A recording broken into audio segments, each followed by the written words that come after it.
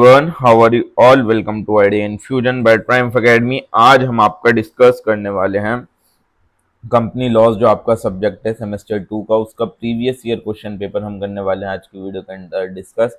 तो करते हैं आज की वीडियो को स्टार्ट बिना किसी देरी के। और ये जो हमारा प्रीवियस ईयर क्वेश्चन पेपर है ना, ये मैंने बहुत अच्छे से सॉल्व कर रखा है। ये आप देख सकते हैं यहाँ पर, ये दिखा देता हूँ। ये मेरे बहुत अच्छे से सॉल्व कर रखा है, यहाँ पर आप देख सकते हैं। और ये जो है, अगर आप लोग चाहते हैं कि मैं इसके सॉल्यूशन आज की वीडियो के अंदर हम डिस्कस करेंगे कि क्वेश्चंस क्या क्या थे, बट सॉल्यूशंस जो है हम आज की वीडियो के अंदर नहीं देखने वाले हैं, सिर्फ क्वेश्चंस डिस्कस करने वाले हैं। बट अगर आपको चाहिए कि मैं इसको सॉल्व भी करूं, मतलब ये जो सॉल्यूशन हुआ है इस सॉल्यूशन को एक्सप्लेन भी करूं और अच्छे से समझाऊं आप लोगों को, तो आप कमेंट कर बता सकते हैं। मैं आप लोगों को जो है अच्छे से डिटेल के अंदर समझा दूंगा। और ये जो पीडीएफ है, ये जो हमारी ये पीडीएफ है सॉल्व वाली, ये आपको फ्री ऑफ कॉस्ट मिलेगी। मगर किन लोगों को मिलेगी ये फ्री ऑफ कॉस्ट? जिसने भी हमारे यूनिट 1 से लेकर यूनिट नंबर 5 तक के कंपनी लॉ के नोट्स परचेज करे हैं। तो जिसने भी यूनिट 1 से यूनिट 5 तक के कंपनी लॉ के नोट्स परचेज करे हैं, उसको ये पीडीएफ जो है उसके साथ अटैच मिल जाएगी, फ्री मिल जाएगी। बट अगर आप लोग चाहते हो मैं इसको एक्सप्लेन करूँ, अच्छे से समझाऊँ, सॉल्यूशन समझाऊँ, तो आप लोग कमेंट कर बता सकते हो। मैं आप लोगों के लिए ये एक्सप्लेन करके भी समझा दूंगा। और जिसको भी नोट्स परचेज करने हमारे कंपनी लॉ के या फिर ह्यूमन रिसोर्स मैनेजमेंट के, for the ₹150 only, description box, I button and pin comment, तीनों जगह आपको हमारे टेलीग्राम का लिंक मिल जाएगा।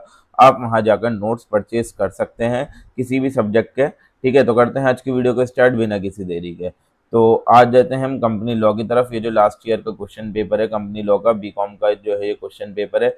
3 घंटे का आपका जो है ये टोटल एग्जाम था और आपको करना था सेमेस्टर 2 के अंदर ये जो है। और इंस्ट्रक्शंस यहाँ पर दे रखे हैं यहाँ पर। तो देखिए, अगर आप प्रीवियस ईयर क्वेश्चन पेपर देखते हैं ना, तो आपको आइडिया हो जाता है कि अब की बार जो है मेरा जो क्वेश्चन पेपर आएगा वो किस तरीके से आएगा, तो मुझे किस चैप्टर के लिए कितना टाइम रखना है, किसको कैसे प्रिपेयर करना है। तो उस चीज का आपको जो है ना बहुत अच्छे से आइडिया हो जाता है। और डीयू के केस के अंदर आपके लिए जो है प्रीवियस ईयर क्वेश्चन पेपर देखना बहुत ज्यादा कंपलसरी होता है। तो प्रीवियस ईयर क्वेश्चन पेपर को भी आप अच्छे से देखा करें, ताकि आपको समझ में आ जाए कि कैसे चीज पिछले साल आई थी और अब भी आने के क्या क्या चांसेस हैं।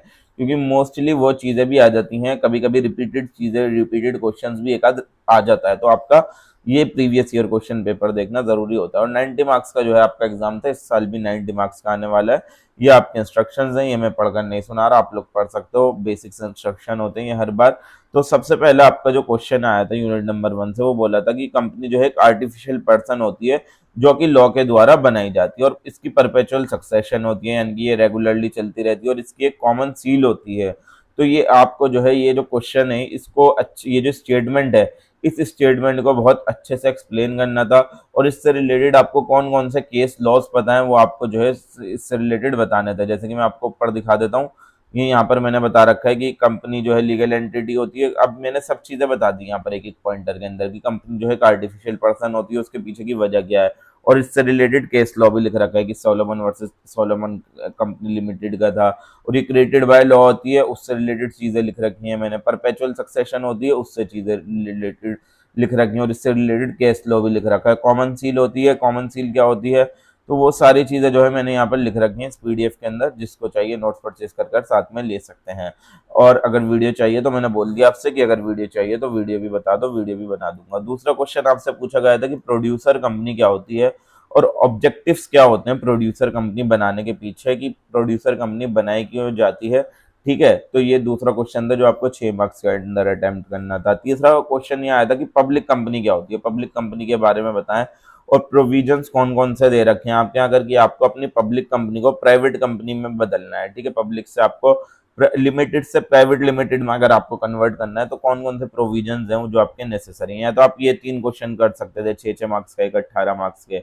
या फिर उसके अलावा ये दूसरा ऑप्शन था ए बी सी वाला। और जो है मैंने दोनों के ही यहाँ पर आंसर लिख रखे हैं और वाले के भी लिख रखे हैं। ये फर्स्ट का ए बी सी हो गया, और उसके अलावा फिर से हमारा इसके अंदर जो है ऐड कर दूंगा मैं, मेरे ख्याल से आगे पीछे हो गए थोड़े से। तो ये जो है मैंने दोनों के ही ऐड कर रखे हैं इसके अंदर जो क्वेश्चन पेपर है। तो इलीगल एसोसिएशन क्या होती है, ठीक है, वो बताना था आपको कि इलीगल एसोसिएशन किसे कहते हैं और स्टेट और क्या क्या इफेक्ट होते हैं हमारे इलीगल एसोसिएशन के, वो हमें लिखने थे। ठीक है, और एक का दूसरा क्वेश्चन हमसे पूछा गया है, कंपनी जो है, company is in a law different person all together from member, की कंपनी जो है कानून की नज़र में एक अलग इंसान होती है अपने मेंबर से, तो उससे रिलेटेड जो है हमें केस लॉ देना है इस स्टेटमेंट को समझाते हुए। और जो है हमारा सब्सिडरी कंपनी कौन सी होती है, सब्सिडरी कंपनी को जो है हमें बताना है कि सब्सिडरी कंपनी हमारी कौन सी होती है, और एक सब्सिडरी कंपनी जो है किस तरीके से जो है एक एसोसिएट कंपनी से डिफरेंट होती है, किस तरीके से जो है एक सब्सिडरी कंपनी एसोसिएट कंपनी दोनों में फर्क होता है। सेकंड क्वेश्चन आपका आ गया था, सेकंड क्वेश्चन के अंदर जो पहला पार्ट आता है उसके अंदर आपसे पूछा गया था कि एक प्रोमोटर कौन होता है और प्रोमोटर की ड्यूटीज क्या होती हैं और ऑब्लिगेशंस क्या होती हैं। ये तीन चीजें आपको, who is promoter, duties of promoter, obligation of promoter, ये 6 मार्क्स से रिलेटेड आपका क्वेश्चन आया था। और सेकंड क्वेश्चन पूछा गया था इंडोर मैनेजमेंट क्या होता है, डॉक्ट्राइन ऑफ इंडोर मैनेजमेंट क्या होता है, और डॉक्ट्राइन ऑफ इंडोर मैनेजमेंट की एक्सेप्शंस क्या क्या हैं, ये चीजें डायरेक्टली पूछ ली गई थी। ठीक है, सीधा सीधा क्वेश्चन आ गए थे, इससे रिलेटेड कोई केस लॉज नहीं आए थे। अब एक आपकी आ गई केस स्टडी टाइप्स का क्वेश्चन कि वेंकात लिमिटेड ने जो है अपना कंपनी है उसने रजिस्टर करा अपने ऑफिस को कहाँ पर, जयपुर के अंदर, और जयपुर कहाँ पर आता है आप लोगों को बताया, राजस्थान की स्टेट के अंदर आता है। अब वो चाहता है कि मेरा जो है कंपनी का एडमिनिस्ट्रेशन अच्छा हो और जो है कंपनी जो है and control the company want to shift its register office in state of the Patna of Bihar. अच्छा, तो अब वो ये चाहता है कि जो है ना उसका एडमिनिस्ट्रेशन बढ़िया हो, काम बढ़िया चले, तो उसका मेन जो है ना ऑफिस कहाँ पर है, बिहार के अंदर है, पटना के अंदर है। मेन जो ये बंदा है वेंकात लिमिटेड वाला, उसने ऑफिस तो जयपुर में बना लिया बट मेन जो है उसका बिहार के अंदर है, तो बिहार से वो अच्छे तरीके से कंट्रोल कर सकता है अपने बिजनेस को। अब वो जो है वहां शिफ्ट करना चाहता है, तो अब वो राजस्थान से अगर वहां पर शिफ्ट करना चाहता है अपना रजिस्टर्ड ऑफिस को, तो क्या क्या फॉर्मेलिटीज होंगी जो उसको फॉलो करनी पड़ेंगी under the companies act 2013 shifting it's registered office. यानी कि आपको सीधा सीधा वो चीजें लिखनी है, अगर एक स्टेट से दूसरे स्टेट के अंदर हम अपना रजिस्टर्ड ऑफिस शिफ्ट कराते हैं तो क्या क्या फॉर्मेलिटीज हमें जो है पूरी करनी पड़ती है, वो सारी चीजें आपको बतानी है। सेकंड का ऑप्शन में जो पूछा गया था वो ये पूछा गया था मेमोरेंडम ऑफ एसोसिएशन क्या होता है और फर्क क्या होता है memorandum of association article of association के बीच में। 6 मार्क्स का डायरेक्ट क्वेश्चन था। अब दूसरी केस स्टडी पूछ ली गई थी कि एक डायरेक्टर है कंपनी का, उन्होंने 5 लाख जो है रुपए उधार ले लिए देवव्रत से, ठीक है ना, क्योंकि उनके पास पावर थी उस मनी को बोरो करने की, but subject only to the ordinary resolution. But ये जो है ऑर्डिनरी रेजोल्यूशन पास करवाकर जो है वो उधार ले सकते थे, जो कि जनरल मीटिंग के अंदर पास हुआ था।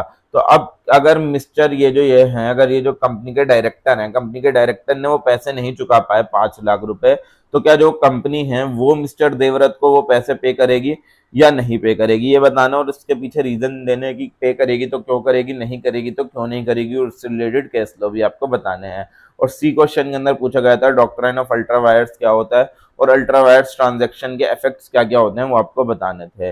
अब थर्ड क्वेश्चन ये आया था कि when a prospectus is regard, मतलब अगर कोई किसी बंदे का नुकसान हो जाए, उसमें मिसलीडिंग प्रोस्पेक्टस को पढ़ के इन्वेस्टमेंट वगैरह कर दे, तो उसको क्या क्या रेमेडीज मिलेंगी कंपनी की तरफ से, ठीक है, ये लिखना है। और 4 फीचर्स ऑफ शेयर को आपको एक्सप्लेन करना था, 4 फीचर ऑफ शेयर्स क्या होता है और 4 फीचर सरेंडर से कैसा अलग होता है। तो 4 फीचर ऑफ शेयर और सरेंडर ऑफ शेयर में आपको डिफरेंस बताना था।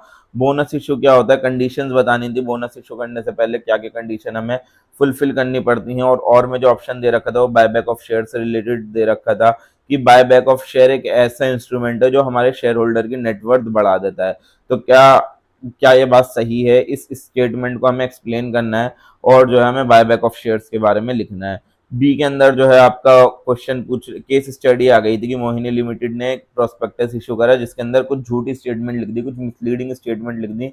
मिस्टर रमन को जो है सच पता था, ठीक है, इस वजह से उन्होंने उस इशू को सब्सक्राइब नहीं करा, ठीक है, but he purchase some shares from open market and claim compensation from the company on the ground that the prospectus issued by the company continuously can he succeed give reason. अच्छा, तो ये है scene है कि Mohini limited ने कुछ झूठी misleading statement डाली, बट मिस्टर रमन को जो था पता था कि ये जो है इसके अंदर झूठ है, इसके अंदर चीजें बातें सच्ची नहीं है, तो उन्होंने डायरेक्टली जो है इशू ना करके उन्होंने ओपन मार्केट से जो है उस कंपनी के शेयर्स खरीद लिए और बाद में बोलने लगे, कंपनी के पास जाकर केस कर दिया कि ये जो है कंपनी झूठ बोल रही है। मतलब अपना उनको पता था, जानने के बाद जो है अपना फायदा देखने के लिए कंपनी के ऊपर केस डाल दिया।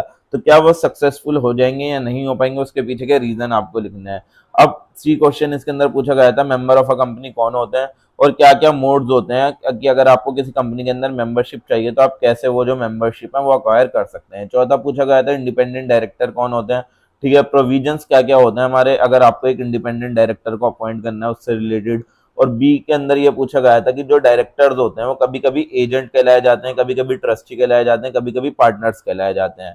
तो ये क्यों कहलाए जाते हैं और उनकी लीगल पोजीशन क्या होती है एक डायरेक्टर की एक कंपनी के अंदर, उस लीगल पोजीशन को बताना है।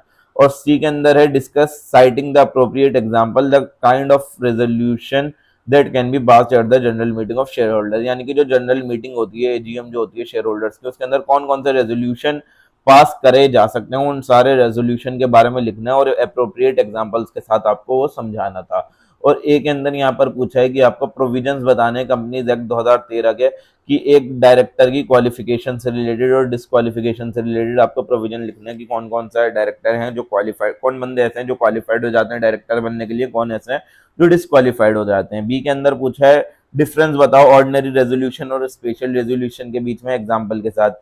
और सी के अंदर पूछा है कि कौन जो है एक ईजीएम बिठा सकता है कंपनी के अंदर, एक्स्ट्रा ऑर्डिनरी जनरल मीटिंग कौन बिठा सकता है और क्या क्या प्रोविजंस हैं उससे related extra ordinary general meeting से रिलेटेड। फिफ्थ के अंदर आपको पूछा गया कि वो सारे प्रोविजंस बताओ कंपनीज एक्ट 2013 के कि अगर आपको किसी ऑडिटर को रीअपॉइंट करना है या फिर रोटेशन करना है, चेंज करना है, तो क्या क्या हमारे प्रोविजंस लगेंगे। बी के अंदर पूछिए आपको पावर बतानी है compensation, discuss power and composition of national NCLT जो है अपना नेशनल कंपनी लॉ ट्रिब्यूनल, उसके पास क्या क्या पावर है, उसकी क्या क्या कंपोजिशन होती है, वो आपको 6 मार्क्स के अंदर अच्छे से एक्सप्लेन करनी है। और सी के अंदर पूछा गया है कि आपको प्रोसेस बताना है कि वॉलंटरी लिक्विडेशन क्या होता है कंपनी का under insolvency and bankruptcy code 2016। ठीक है, ये जो आपका इंसॉल्वेंसी एंड बैंकरप्सी कोड 2016 है उसके अंदर जो है वॉलंटरी लिक्विडेशन कैसे कर सकती है आप एक कंपनी की, अगर उसको खुद बंद होना हो तो क्या प्रोसेस होता है। और सरकमस्टेंसेस बताने हैं जिसके अंदर जो है कंपनी को कंपलसरी वाउंड अप करना पड़ेगा अगर नेशनल कंपनी लॉ ट्रिब्यूनल ने यानी एनसीएलटी ने ऑर्डर दे दिया कि ये कंपनी अब बंद होगी तो उसको कंपलसरी बंद होना पड़ेगा, वाउंड अप करना पड़ेगा अपने बिजनेस की। क्या क्या कंडीशंस ऐसी होती हैं जिसके अंदर ये सिचुएशन आ जाती है। और पूछा जा रहा है कि अगले सवाल में क्या एक ऑडिटर को हटाया जा सकता है, अपनी जॉब से रिमूव किया जा सकता है उसकी टर्म से पहले, यानी कि अगर मान लो 5 साल की उसकी टर्म बची है तो क्या उसको उस टर्म से पहले निकाला जा सकता है या नहीं निकाला जा सकता। निकाला जा सकता है तो क्यों निकाला जा सकता है, नहीं निकाला जा सकता तो क्यों नहीं निकाला जा सकता, उसके ऊपर बताएं। और इसके बाद पूछा है कि अगर डिविडेंड एक बार डिक्लेयर कर दिया कि इतना डिविडेंड है कंपनी ने कि हर किसी को इतना इतना डिविडेंड मिलेगा, तो क्या वो बात रिवोक नहीं की जा सकती, क्या वो बात कैंसिल की जा सकती है या नहीं की जा सकती। उसके बाद आपका ये हिंदी के अंदर दे रखा है, आप देख सकते हैं। ठीक है, तो ये अब आपका कंप्लीट हो गया है। मैं आपको ये भी दिखा देता हूँ सॉल्यूशन, इसके अंदर थोड़ा आगे पीछे हो गई थी पीडीएफ, मेरे ख्याल से और वाले यहाँ पर ऐड करने रह गए। ठीक है, वो भी थे बट इस पीडीएफ में आई थिंक कुछ इश्यू हो गया तो मैं और ऐड कर दूंगा। और अगर आपको चाहिए तो मैं डिटेल के अंदर जो है ये जो पूरी पीडीएफ है ये भी आप लोगों को समझा दूंगा, सॉल्यूशन समझा दूंगा, आप कमेंट करके बताएं। और जो मैंने बोला था आपसे कि क्या नाम है, जिसको भी नोट्स परचेज करने for the ₹150 only, description box, I button and pin comment तीनों जगह आपको हमारे टेलीग्राम का लिंक मिल जाएगा। वहां जाकर कंपनी लॉ के यूनिट 1 से लेकर 5 तक के नोट्स प्लस PYQ के सॉल्यूशन भी आप परचेज कर सकते हैं। ठीक है, thank you so much for watching, मिलते हैं नेक्स्ट वीडियो में नेक्स्ट टॉपिक के साथ। और शायद इंपॉर्टेंट क्वेश्चंस की भी मैं वीडियो लेकर आऊं, अगर वो भी चाहिए तो कमेंट कर जरूर बताएं और वीडियो को लाइक कर दें, चैनल को सब्सक्राइब कर दें।